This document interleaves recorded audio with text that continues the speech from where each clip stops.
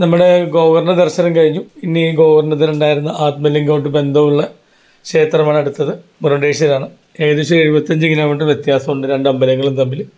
കുംട്ടയിൽ വന്നിട്ട് അവിടുന്ന് ബഡ്കൽ ബസ്സിൽ കയറി മുരുഡേശ്വരം ഒന്ന് ഇറങ്ങുമ്പോൾ തന്നെ നമുക്കൊരു ഗോപുരങ്ങൾ കാണാം. അവിടുന്ന് യാത്ര തുടങ്ങാം. നമ്മൾ മുരുഡേശ്വരം എത്തിയപ്പോഴേക്കും സമയം 7 മണി ആയി. അപ്പോൾ 7 മണിയാകുമ്പോഴേക്കും അവർ എലിമിനേഷൻ തുടങ്ങും.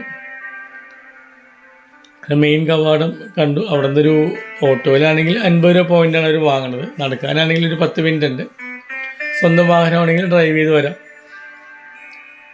അപ്പോൾ ഒരുപാട് ആൾക്കാർ ഈ എലിമിനേഷൻ കാണാൻ വേണ്ടി പല മതസ്ഥർ, ഇന്ന മതമൊന്നുമില്ല, എല്ലാവരും. കാരണം മുരുഡേശ്വരൻ്റെ ഒരു പൾസാണ് ഈ ഗോപുരം.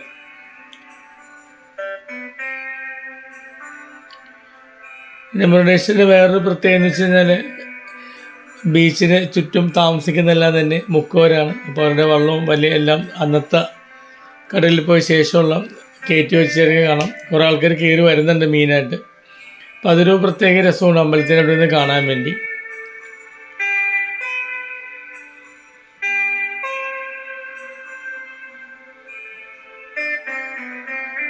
ഈ ഗോപുരം നമ്മൾ വിചാരിക്കും ഇപ്പോൾ തമിഴ്നാട്ടിലേക്കുള്ള ഗോപുരം പോലെ ഒരുപാട് പഴയതാണ്. അത്ര പഴക്കമൊന്നുമില്ല. 2008 ഇതിൻ്റെ പണി തീരുന്നത്. ഇതിൻ്റെ എല്ലാം ചുക്കാൻ പിടിച്ചത് ആർ.എൻ. ഷെട്ടി എന്ന വലിയ മനുഷ്യനാണ്. ഗോപുരത്തിൻ്റെ അവിടെ രണ്ട് വശങ്ങളിലും വലിയ ഐരാവതം, ഇന്ദ്രൻ്റെ ആനയുടെ നിറമുള്ള രണ്ട് വലിയ ഗജവീരന്മാർ പ്രതിമയുണ്ട്. അതിന് നടുക്കൂടെയാണ് നമ്മൾ ഗോപുരത്തിലോട്ട് കയറുന്നത്.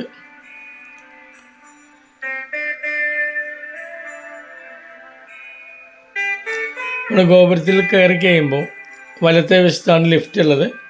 മുതിർന്നവർക്ക് 20 രൂപയും കുട്ടികൾക്ക് 10 രൂപയാണ്. പക്ഷേ 7 മണി വരെ ഉള്ളൂ. ഒരു 6 മണിക്ക് ശേഷം കയറുകയാണെങ്കിൽ നമുക്ക് സൂര്യാസ്തമയം ഗോപുരത്തിന് മുകളിൽ നിന്ന് കാണാൻ പറ്റും. അതേപോലെ തന്നെ മുരുഡേശ്വർ ചുറ്റുമുള്ള സ്ഥലങ്ങൾ ഒരു ദിവസത്തെ അവരുടെ അധ്വാനത്തിന് ശേഷം രാത്രിയിലോട്ട് മടങ്ങുന്ന കാഴ്ചകളും ഭംഗിയായിട്ട് കാണാൻ പറ്റും.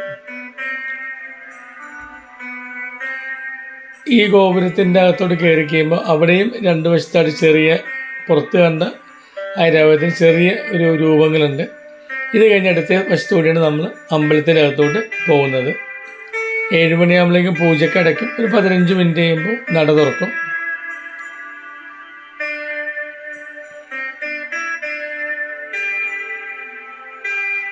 ഇതാണ് മുരുഡേശ്വര അമ്പലം. ശരിക്കും ആർ.എൻ. ഷെട്ടി സാറിൻ്റെ ഫാദർ ഈ അമ്പലത്തിൻ്റെ അഡ്മിനിസ്ട്രേറ്റർ ആയിരുന്നു.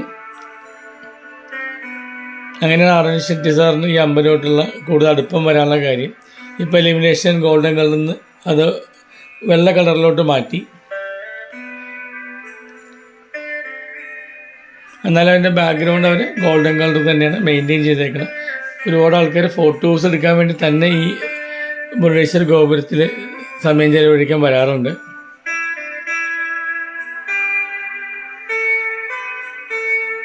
പിന്നെ നമ്മൾ ഈ സൈഡിൽ കൂടി കാണുന്നതാണ് ശിവഭഗവാന്റെ പ്രതിമ. ലോകത്തിലെ 3ാമത്തെ ഏറ്റവും ഉയരം കൂടിയ പ്രതിമയാണ്. ഇപ്പോൾ അവിടെ അതിൻ്റെ പെയിൻറ്റിങ് നടക്കുന്നതുകൊണ്ട് അങ്ങോട്ടൊരു എൻട്രി അവർ റെസ്ട്രിക്റ്റ് ചെയ്തേക്കാണ്.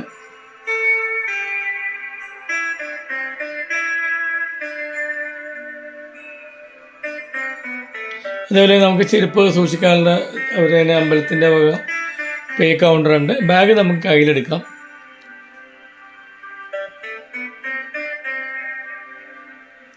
ശരിക്കും ഇവിടെ വൈകുന്നേരങ്ങൾ വളരെ കളർഫുള്ളാണ്.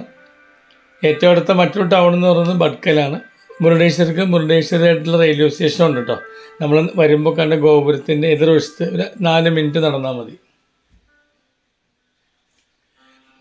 പിന്നെ ആ കണ്ടത് ബീച്ച് സൈഡ് റെസ്റ്റോറൻ്റ് ആണ്. പൊതുവെ ആൾക്കാർക്ക് ഒരു ധാരണയുണ്ട് ബീച്ച് സൈഡ് റെസ്റ്റോറൻറ്റ് ഭയങ്കര എക്സ്പെൻസീവ് ആവുന്നത്. നോർമൽ റേറ്റേ ഉള്ളൂ.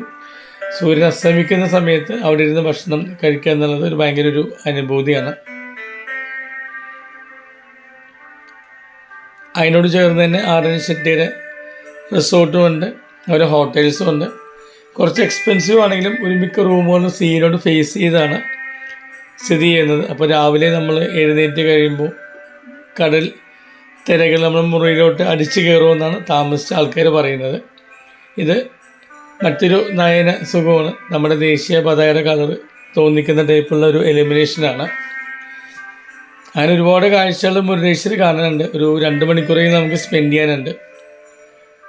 കൂട്ടത്തിൽ അവിടെ ആർ.എൻ. ഷെട്ടിയുടെ ഡീറ്റെയിൽസ് നമുക്കവിടെ മുരുടേശ്വരിൽ കാഴ്ചകളെ കണ്ട് മടങ്ങുമ്പോൾ നമ്മൾ ഒരു മനുഷ്യനോട് നന്ദി പറയാണ്ട് ഒരിക്കലും പോരാൻ പറ്റില്ല.